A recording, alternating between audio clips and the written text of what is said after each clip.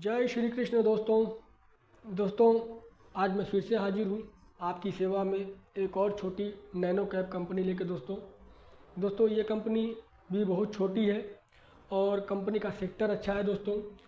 Company में growth भी ठीक ठाक है। और दोस्तों प्रमोटर्स की होल्डिंग भी अच्छी है। FIIs का प्रेजेंस भी अच्छा है। ठीक है दोस्तों। और कंपनी सबसे अच्छी बात क्या है दोस्तों, कंपनी का जो सेक्टर है दोस्तों वो बहुत अच्छा है। ऑटो कंपोनेंट का सेक्टर है दोस्तों। और कंपनी जो है ट्रैक्टर्स एंड मोबाइल ऑटोमोबाइल्स के ऑटो कंपोनेंट्स बनाती है। ठीक है दोस्तों। आप कंपोनेंट्स को आप आपके स्क्रीन के सामने है, आप देख लें।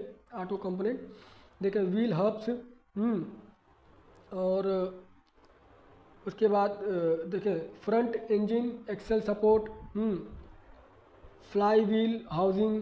देखिए दोस्तों यही सब इस कंपनी का यही सब प्रोडक्ट है। ठीक है। और दोस्तों ये प्रोडक्ट मायने रखते हैं क्योंकि दोस्तों किसी भी व्हीकल के लिए ये छोटे छोटे कंपोनेंट ही मायने रखते हैं दोस्तों। क्योंकि आपको तो मालूम है दोस्तों कि हमेशा चेंज करना रहता है। कभी घिस गया पिट गया तो फिर चेंज करना है, बदलना है, तो हमेशा ये यूज होते रहता है। ठीक है। सदाबहार सेक्टर है दोस्तों ऑटो कंपोनेंट का। और दूसरी बात दोस्तों आप ये देखें कि इतनी छोटी कंपनी, मात्र 300-400 करोड़ की कंपनी के दोस्तों, अगर आप क्लाइंट बेस को देखेंगे तो क्लाइंट बेस देखें दोस्तों, महिंद्रा, टैफे, एस्कॉर्ट, स्वराज, अशोका लेलैंड, दोस्तों इतने बड़े बड़े क्लाइंट हैं इतनी छोटी कंपनी के। तो दोस्तों ये अच्छी बात है। ठीक है। कंपनी के लिए इतने अच्छे क्लाइंट बेस के साथ कंपनी चल रही है। ठीक है। और अच्छे फंडामेंटल्स के साथ चल रही है कंपनी। तो दोस्तों इस कंपनी को मुझे लगता है कि आपको एक बार स्टडी करना चाहिए। आप अपने स्तर पे दोस्तों अपने विवेक से आप अच्छे से स्टडी करें, उसके बाद ही कोई डिसीजन बनाएं। ठीक है। आप और आइए कंपनी पे देखते हैं पहले कौन सी कंपनी है। कंपनी का नाम देखें दोस्तों, प्रीतिका ऑटो इंडस्ट्री लिमिटेड। हाँ दोस्तों, कंपनी दोस्तों बहुत छोटी है, कोई बहुत बड़ी कंपनी नहीं है दोस्तों कि आप इस पर आँख बंद करके भरोसा करेंगे। नहीं, छोटी कंपनी है दोस्तों, तो थोड़ा सा रिस्क लिया जा सकता है। बहुत ज़्यादा रिस्क लेने की आवश्यकता कभी भी नहीं है दोस्तों छोटी छोटी कंपनीज़ में। ठीक है। मेरा उद्देश्य दोस्तों वीडियो बनाने का सिर्फ इतना ही है कि मैं आपके सामने अच्छी अच्छी कंपनियां ला के प्रस्तुत करूं। ठीक है। और दोस्तों इन्वेस्ट करना नहीं करना ये आपका डिसीजन होना चाहिए। ठीक है। आपके अपने स्टडी पे, आपके अपने विवेक के साथ। ठीक है दोस्तों।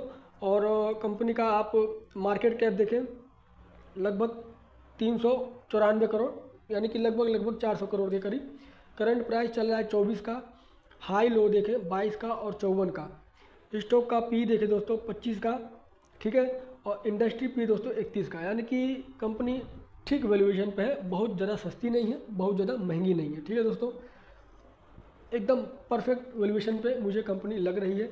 ग्राहम नंबर देखेंगे दोस्तों आप, इंट्रेंसिक वैल्यू से अगर आप कैलकुलेट करते हैं तो 17 रुपये का चल रहा है और 24 रुपये है कंपनी, यानी कि दोस्तों कंपनी अपने इंट्रेंसिक वैल्यू के आसपास है।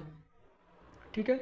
तो दोस्तों कंपनी अच्छे फंडामेंटल्स के साथ में है और अच्छे वैल्यूएशन पे है। ठीक है। तो दोस्तों इस कंपनी को एक बार देखा पढ़ा जा सकता है। ठीक है। ROC देखिए दोस्तों 11 का और ROE 6 का चल रहा है, जो कि दोस्तों ROC और ROE कंपनी के परफॉर्मेंस के हिसाब से चेंज होते रहते हैं। ठीक है।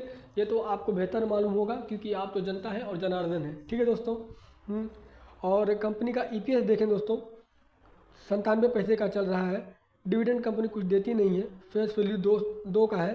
और पेट्रोस की देखें दोस्तों 4 का चल रहा है, जो कि गुड है, बहुत अच्छा नहीं है और बहुत बुरा नहीं है, ठीक ठाक बोलेंगे इसको। और मुझे लगता है दोस्तों कंपनी आगे चल के अपने फाइनेंशियल्स पे अच्छा काम करेगी। दोस्तों कंपनी पे बोरोइंग भी है ठीक ठाक है, और कंपनी को अपने बोरोइंग को भी कंट्रोल करना चाहिए। तो जाके कंपनी ये दोस्तों अच्छा परफॉर्म कर सकती है अगर ये अपने बोरोइंग को कंट्रोल कर ले तो। ठीक है। और दोस्तों कंपनी SME लिस्ट में भी नहीं है, यानी कि 1-2 शेयर रख के भी देखा जा सकता है कंपनी को। ठीक है दोस्तों। और कंपनी का आप मैक्सिमम चार्ट देखेंगे तो दोस्तों ये जो है 2016 में कंपनी आई थी और 2024 में देखें कोई बहुत ज़्यादा ग्रोथ नहीं किया है, लेकिन हाँ ठीक ठाक ग्रोथ है कंपनी में। और वॉल्यूम भी बहुत अच्छा खासा आ रहा है दोस्तों अभी। हाँ। और कंपनी का प्रोज आप देखेंगे तो प्रोज भरे पड़े हैं, सॉरी प्रोज कम है और कॉन्स भरे पड़े हैं। ठीक है। तो दोस्तों छोटी कंपनियों में प्रॉब्लम्स छोटे स्तर पे प्रॉब्लम्स रहती हैं, ठीक है, कर्जे रहते हैं। क्योंकि एज अ बिजनेसमैन अगर आप सोचेंगे दोस्तों, तो देखिए कोई भी कंपनी को फंड चाहिए अपने अपने बिजनेस को ग्रोथ करने के लिए, ठीक है, तो वो कर्जा लेगी ही, ठीक है। और उसके बाद दोस्तों बहुत से प्रॉब्लम्स रहते हैं, बहुत सी चुनौतियां रहती हैं कंपनीज़ को, ठीक है। तो इस तरीके से मैं देखता हूँ दोस्तों कि ऐसा नहीं है कि कंपनी अभी आज मार्केट में आई और रॉकेट बन गई, ऐसा कभी नहीं हो सकता। समय लगता है, 5 साल 10 साल 15 साल का समय लगता है। लेकिन दोस्तों छोटी कंपनियां ही बड़ा पैसा बना के दे सकती हैं, ठीक है। और ये दोस्तों इतिहास गवाह है, आप इतिहास में उठा के पढ़ ले, छोटी कंपनियों ने ही मैसिव पैसा बनाया है।